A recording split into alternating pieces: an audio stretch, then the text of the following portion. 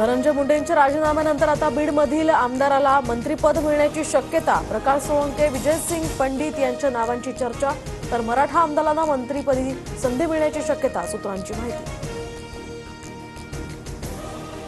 मंत्री जयकुमार गोरेंकडून विरोधात वक्तव्य करणाऱ्यांवर हक्कभंग, राऊत, रोहित पवार आणि एका यूट्यूब चॅनल विरोधात हक्कभंग दाखल। गोरेंकडून महिलेचा विनयभंग, राऊतांचा गंभीर आरोप।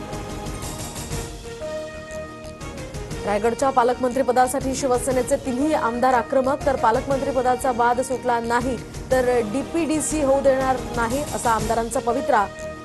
या ठिकाणी तटकरेंनी हट्ट सोडला नाही तर रायगड पॅटर्न राबवण्याचा आमदारांचा सूचक इशारा।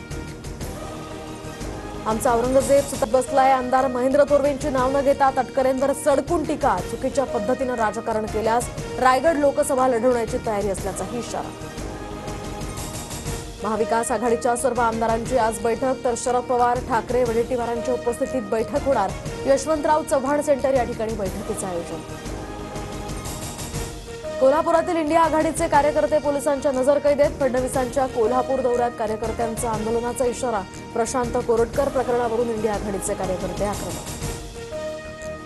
जोगेश्वरीत तरुणीवर सामूहिक अत्याचार, पोलिसांकडून 5 नराधमांना अटक। 25 तारखेला घडली होती घटना, सर्व आरोपी सध्या न्यायालयीन कोठडीत। नवी मुंबईत आज सकाळी 10 ते रात्री 8 वाजेपर्यंत पाणी पुरवठा बंद। भोकरपाडा जलशुद्धीकरण केंद्र आणि मोरबे धरण ते दिघा मुख्य जलवाहिनीवर देखभाल आणि दुरुस्तीसाठी 10 तास पाणी बंद राहणार। लोकसभा विरोधी पक्षनेते राहुल गांधी आज मुंबई दौऱ्यावर, धारावीमध्ये काम करणाऱ्या लेदर कामगारांसोबत संवाद साधणार। धारावी पुनर्विकास प्रकल्पाला विरोध होत असल्यानं या ठिकाणी दौऱ्याला महत्त्व।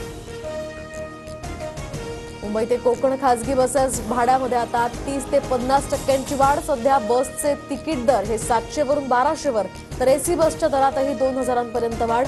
शिमग्यात कोकणात जाणाऱ्या प्रवाशांचे मोठे हाल होण्याची शक्यता।